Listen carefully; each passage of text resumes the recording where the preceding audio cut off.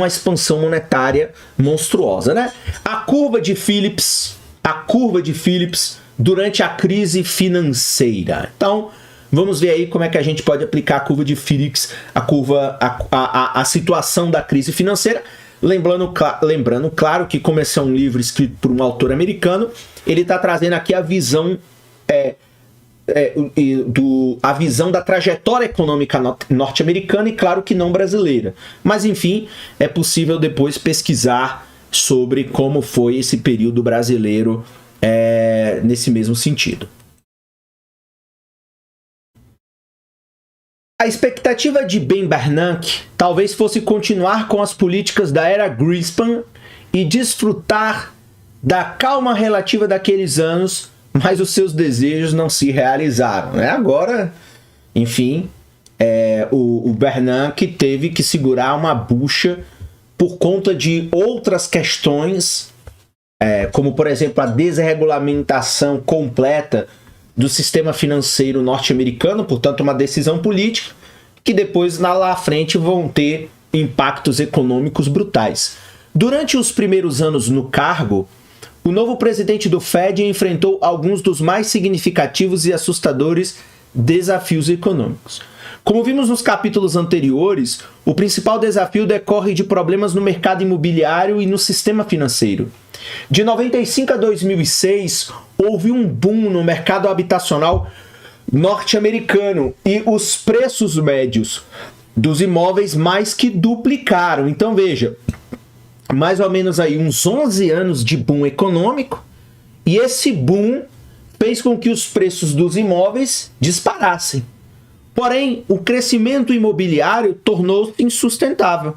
De 2006 a 2009, os preços das casas caíram cerca de 1/3. A grande queda de preços dos imóveis ocasionou o declínio do patrimônio das famílias e trouxe lá uma grande dificuldade para muitas instituições financeiras que apostaram, mediante a aquisição de títulos imobiliários lastreados em hipotecas, que os preços das casas continuariam a subir indefinidamente. A crise financeira resultou em um grande declínio da demanda agregada e em um aumento acentuado no desemprego. Em capítulos anteriores, estudamos, portanto, o histórico das crises e as respostas políticas dadas.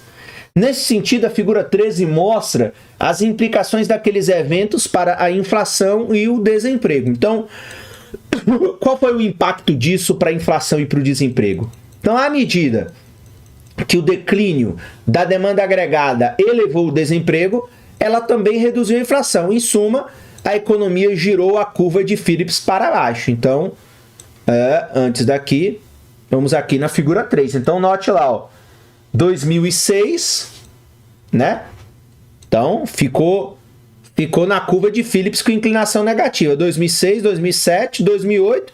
E olha lá, no pico da crise, a taxa de desemprego explodiu e a taxa de inflação ficou abaixo de 1%. Então, essa figura mostra dados anuais de 2006 a 2009 sobre a taxa de desemprego e a taxa de inflação. Então, uma crise financeira derrubou a demanda agregada, levando a um desemprego mais alto, né? Ou seja, de 2006 para 2009 aumenta quase 6% e empurra a inflação para baixo a um nível bem mais baixo, né? Então a inflação estava ali em 3%, ela despenca para coisa abaixo de 2%. Então isso revela aí a complexidade em torno dessa questão, ok? Antes da gente vir aqui nessa notícia do David Rayleigh, uma notícia de 2010, vamos finalizar aqui. Então, os formuladores de políticas, eles usaram, então, nesse período, né, sobre a liderança do Bernanke, as políticas monetária e fiscal expansionista para tentar reverter esse movimento, né, sobretudo a política monetária. A meta era tentar aumentar a demanda agregada, levando, assim, a economia de volta ao longo da curva de Phillips para a diminuição do desemprego e inflação um pouco mais elevada. Então, o objetivo era diminuir o desemprego, mesmo se você tivesse uma inflação um pouco mais elevada. Por quê? Porque você chegou a um desemprego monumental. Então, 10% de desemprego ou mais é um colapso social, econômico, político monstruoso. Uma das questões que os formuladores de políticas enfrentaram foi a de quanto de inflação adicional deveriam ter por meta, conforme discutido no quadro Notícias apresentado anteriormente. Daqui a pouco a gente vê esse quadro de notícia sobre a questão da inflação. Enquanto este livro estava sendo redigido, era incerto o quão rápido a economia se recuperaria da crise econômica e se inflação mais alta, inflação mais baixa ou talvez até mesmo deflação, qual seria a mais provável de ocorrer. É claro que depois a gente teve a crise econômica, durou bastante, 2010, 2011, mas aí depois a economia norte-americana até que conseguiu, enfim, se libertar um pouco a partir de políticas monetárias, sobretudo expansionistas. E quando a gente viu lá, e quando a gente compara com o caso europeu, lá do Banco Central Europeu, a gente vê que o Banco Central Europeu tentou ser um pouco mais conservador, um pouco mais, digamos assim, neoliberalizante, não queria controlar o déficit dos estados, dos países membros, etc. Fez uma política assim, não tanto quanto a americana, levou muito mais tempo para sair da crise do que a gente imagina. Então, consequentemente, claro, que a ação que tem um presidente de banco central, como é o caso do Fed, tem relação direta com o sucesso ou com o fracasso da economia. Veja que como esse livro, a tradução brasileira é de 2014, mas, se eu não me engano, a tradução norte-americana ela é de 2010 ou 2011, note que a análise aqui do Menkil para em 2009. É claro que se a gente for buscar uma literatura mais atualizada ainda, a gente vai encontrar esses dados muito mais atualizados e vai ver o que de fato aconteceu com as decisões. Ou seja, será que o que Bernanke fez como política monetária resultou num controle do desemprego, mesmo que isso custasse um pouquinho mais de inflação? Então isso é importante. E aí vem essa notícia que a gente vai começar agora para dar uma olhada aqui no que ela diz. Então, precisamos de mais inflação? Então vamos ver o que diz esta notícia. Em 2010, enquanto se lutava para a recuperação de uma recessão profunda, algumas pessoas começaram a pensar se um pouco mais de inflação não faria bem à economia. E esse é um dilema, assim, na teoria econômica clássica, né? Enfim, eu como economista prefiro um pouco mais de inflação e a atividade produtiva e o desemprego baixo, a atividade produtiva alta, claro, e o desemprego baixo, do que tá com uma inflação baixíssima e a economia estagnada, paralisada e o desemprego pipocando, que é o que acontece numa crise. Então, esse aqui é um artigo de David Rayleigh, o chamariz do canto de sereia da inflação. A inflação é uma tentação sedutora, especialmente em uma economia sobrecarregada pela dívida e pelo desemprego. Por que não, o pensamento devaneia, manter o fluxo do estímulo ativo por mais tempo do que necessário para garantir uma recuperação vigorosa, permitindo que a meta de inflação seja alcançada em 1 ano ou 2.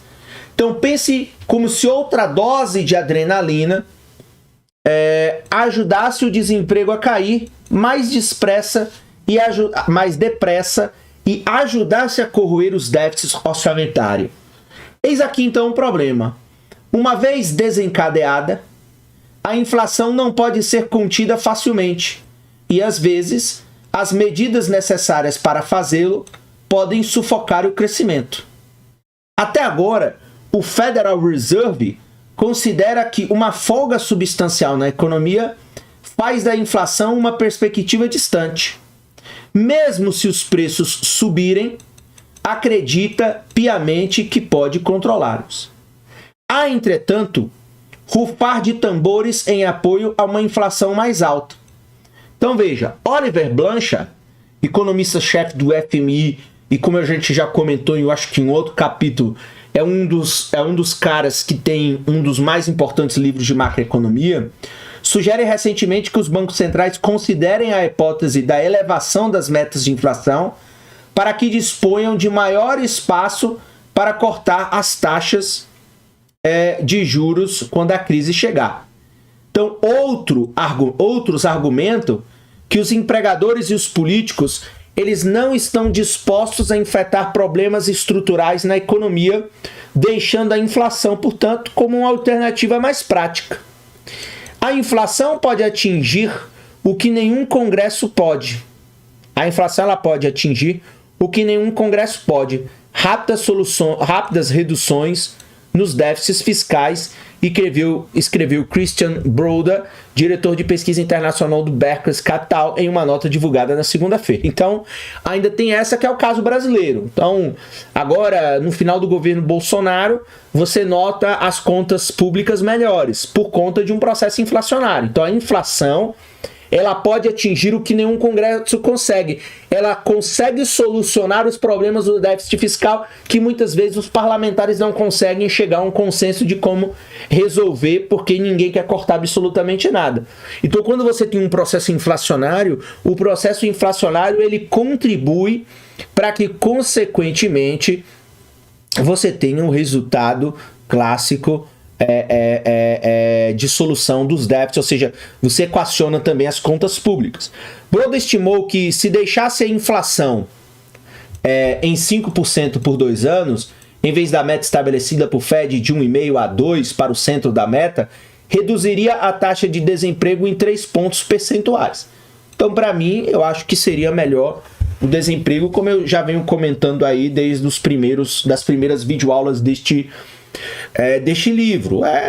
Depende do viés do economista. Igual eu tenho um viés mais social. Eu acho que a economia é uma coisa viva que precisa solucionar a vida das pessoas. E você, portanto, tomar uma decisão em que parte dela envolve você aumentar as taxas de desemprego não me parece uma coisa, como economista, razoável. Certamente, isso seria sedutor para os consumidores e os esforços do país como um todo.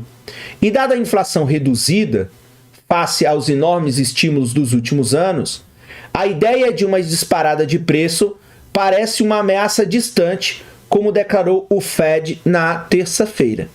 Afinal, o risco do Banco Central fica mais maleável no tocante à inflação, está em conformidade com o duplo mandato de que dispõe, tanto, portanto, para alcançar a estabilidade de preços, quanto para obter o pleno emprego.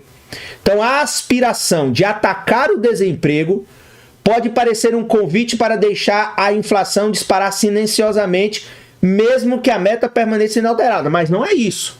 Afinal de contas, se a economia realmente está se recuperando, as taxas de juros zero poderiam ficar distorcidas rapidamente. Lembre-se também de que o principal objetivo da vida de Ben Bernanke, presidente do Fed, tem sido estudar a Grande Depressão e como evitá-la. Curiosamente, isso está em desacordo com o Banco Central Europeu, cuja visão é altamente influenciada pela hiperinflação da República de Weimar na Alemanha. O Congresso que vem atacando a independência do Fed também pode ser outro problema.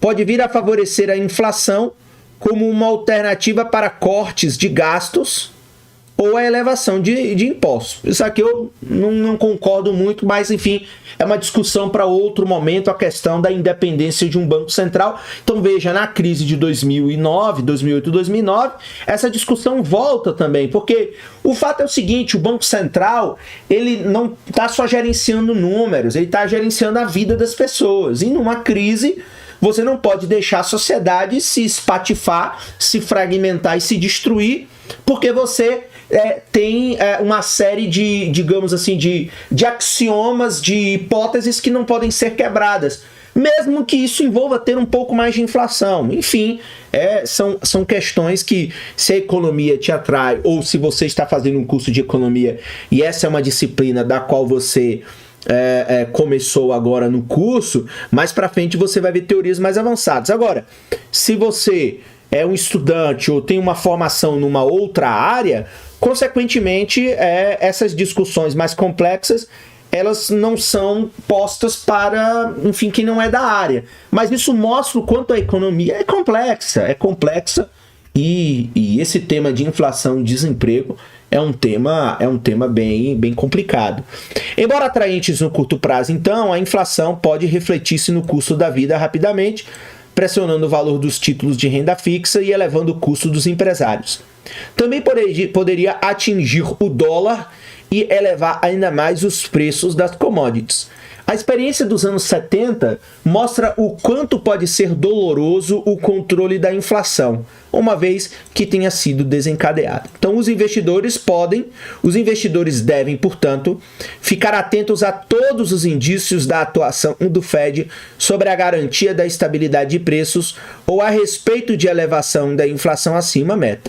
Os grandes devedores, por seu turno, precisam adequar seus problemas para obter uma recuperação sustentável. Então, neste caso, se interpretaria a inflação como uma falsa solução, o que depende do nível de crise, ok?